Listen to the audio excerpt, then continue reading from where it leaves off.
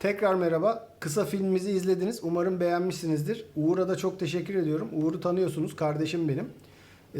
Bushcraft işinde gerçekten çok yol aldı kendisi ve çok güzel oluyor onunla doğada olmak.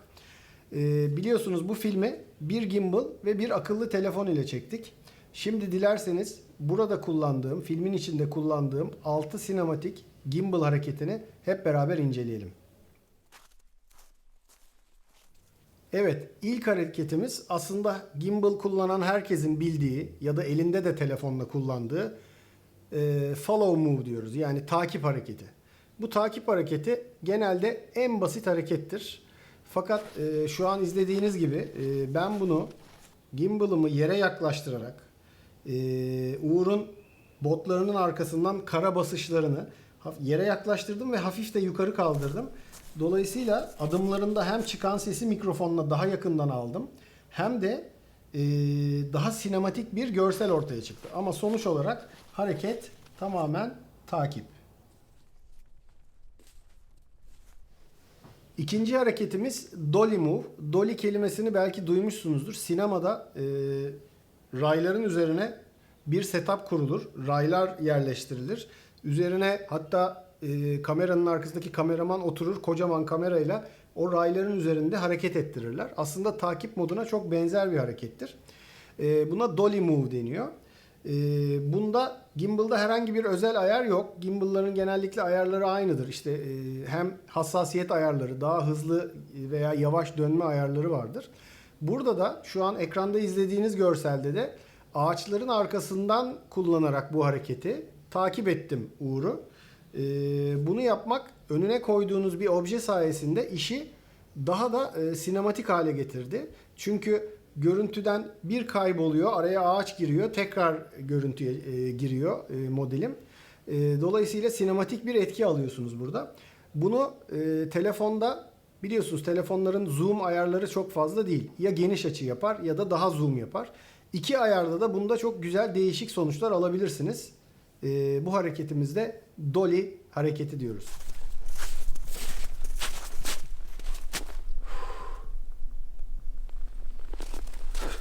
Evet, üçüncü hareketimiz push in denen hareket. Sinemada genelde obje sabit dururken ona doğru yaklaştığınızda, özellikle de kenarınızda mesela bir koridorda olabilirsiniz veya burada olduğumuz gibi ağaçların arasında çok standart kullanılan bir harekettir. Bir nevi follow mode gibi. Fakat burada ben ona bir tilt hareketi ekledim. O yüzden ismine push in tilt move diyoruz. Tilt de biliyorsunuz gimbal'ımızı sağa sola çevirdiğimizde buna pan hareketi deniyor. Bunları ben Türkçe'ye çevirmekte zorlanıyorum. Çünkü bunlar global olarak sinema dünyasında, fotoğraf dünyasında hep pan ve tilt olarak kullanılır. Dolayısıyla da bunları bilmeyen arkadaşlarımız da bunlara alışsın diye bu şekilde kullanıyorum. Kameranın sağa sola oynamasına pan hareketi denir. Tripodların üzerinde de sağ sol yapmak pandır. Kafanın yukarı veya aşağı inmesi de tilt hareketi denir. Ben bu push in hareketine bir de tilt ekleyerek kameramı yavaşça yukarı kaldırdım. Tabi buradaki bunu yapma amacım siz de bir şey çekerken konuda her zaman en önemli olan şey hikayedir arkadaşlar. Burada modelimin önce yakın plan ayaklarını izledik biliyorsunuz.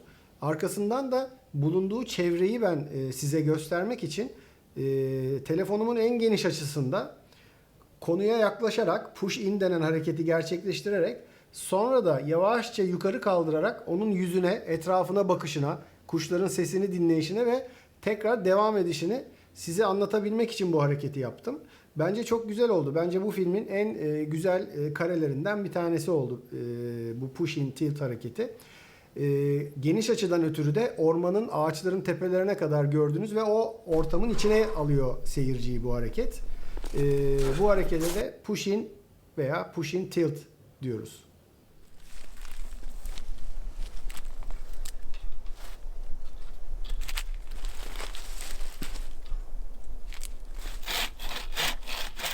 Evet, dördüncü hareketimiz jib hareketi. Umarım bunu çoğu insan jibin ne olduğunu biliyordur. Bilmeyenler için şöyle bir hatırlatma yapalım. Biliyorsunuz sinemada şöyle kocaman bir vinç gibi kol vardır. Hatta bunu bizim düğünlerde çok kullanırlar. Ortaya böyle devasa bir cip koyarlar ve bir kamerayla bütün düğünü o cipin önünde bir cip operatörü kaldırarak indirerek bütün düğünü kaydeder. Bu cip hareketi de sinemanın en çok kullanılan hareketlerinden biri. Benim burada cip hareketini kullanmak istememin sebebi Uğur şu an gördüğünüz gibi yıkılmış bir ağaçtan bir kol kesecek. Bunu yaparken önde dallar var. Cip hareketinde tabii sizin elinizde koskocaman bir cip olmadığı için ama gimbal'la da aynı hareketi yukarıdan aşağıya doğru kaldırıp indirerek aynı hareketin etkisini alabiliyorsunuz. Fakat burada dikkat etmeniz gereken bazı şeyler var. Cip kadar yükselemeyeceğiniz için kolunuzun mesafesi ve boyunuz size engel olacağı için veya sınırınız bunlar olacağı için öne bir takım objeler yani kameraya daha yakın yere bir takım objeler koyarsanız cip hareketinin etkisini daha fazla alabilirsiniz. Eğer ben bunu yakın plan uyguladığım için en aşağıdan belimin altından gördüğünüz gibi yukarıya doğru yavaşça kaldırıyorum.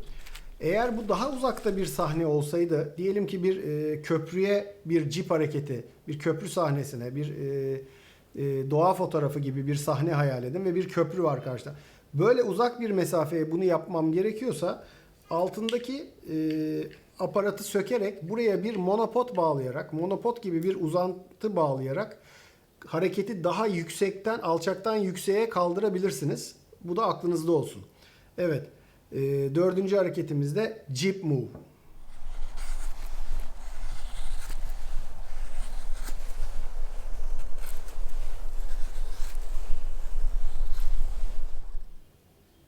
Evet, beşinci hareketimiz biraz önce biliyorsunuz push in demiştim. Bu sefer de push out deniyor bu harekete. Yani kameraman objeden geriye doğru çekildiği hareketlere push out deniyor. Ben burada Uğur'un elinde bıçakla ince ince saplar çıkarıyor ki rahat yanabilsin diye ateş. Bunu yaparken yukarıdan bir kare alacaktım. Sonra bunu push out hareketine çevirmeye karar verdim. Hatta aklıma bir de gimbal'ın yükselirken kafasını döndürme etkisi eklemek geldi. Dolayısıyla hem push out hem de döndürdüğüm için çok daha yaratıcı bir etki çıktı diye düşünüyorum.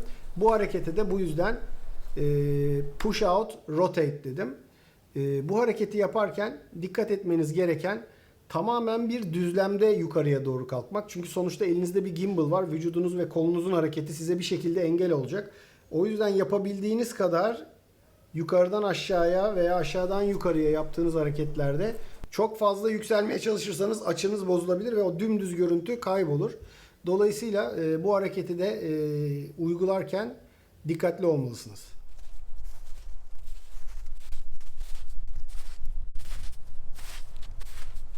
Evet, altıncı ve son hareketimizin ismi Parallax Move.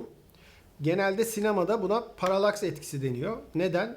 Ve 360 derece yapılıyor. Bazen konuya göre sahnenin şöyle bir şey izleyebilirsiniz sinemadan aklınıza gelsin. Model bir ortama girer ve kamera onun etrafında 360 derece döner.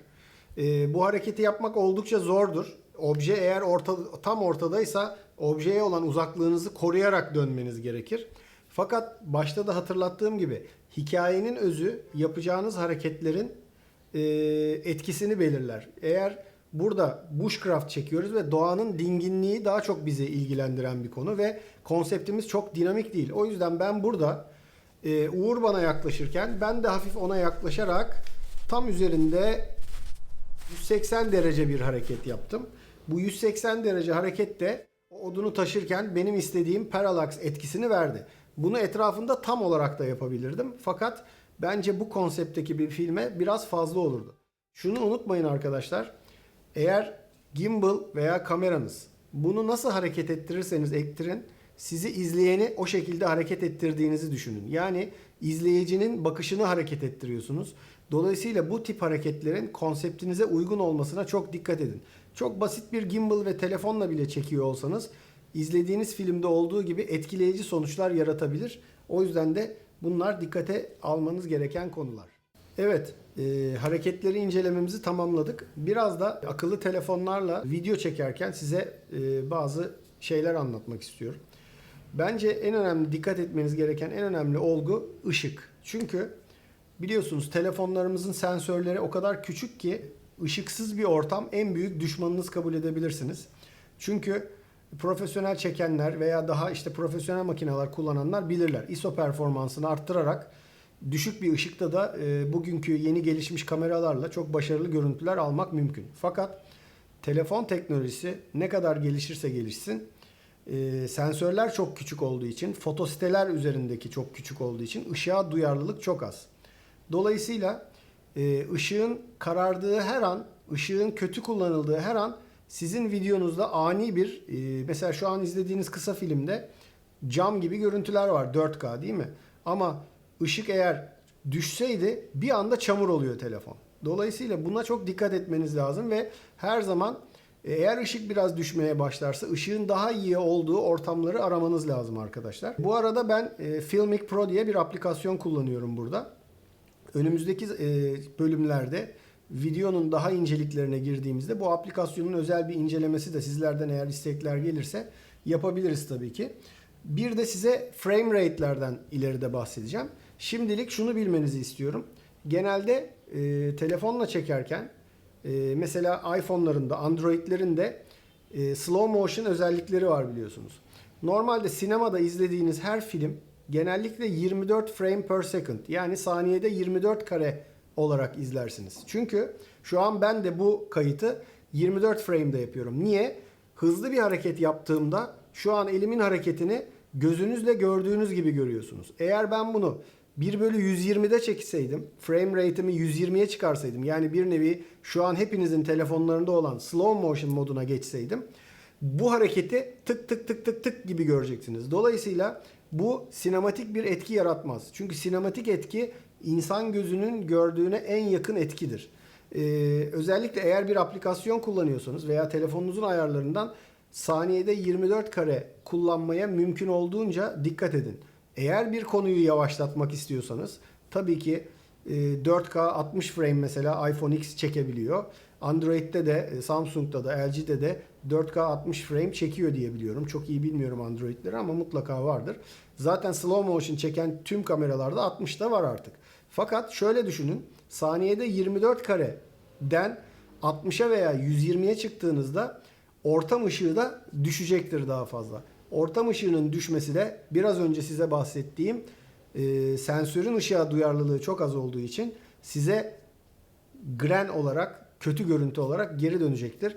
Eğer enstantane hızınızı frame per second'ı yukarılara çekmek istiyorsanız, bazı kareleri yavaşlatmak istiyorsanız yine iyi ışığı kovalamanız gerekiyor. Önümüzdeki bölümlerde daha profesyonel sistemlerde bunları hep inceleyeceğiz. Şimdilik konumuz bu kadar. Umarım faydalı olmuştur. Videolarımızın devam etmesini istiyorsanız artık söylememize gerek yok herhalde abone olmanızı ve beğenmenizi. Çok teşekkür ediyorum hepinize. Uğur'a da çok teşekkür ediyorum. Harika bir bölüm oldu bence. Görüşmek üzere.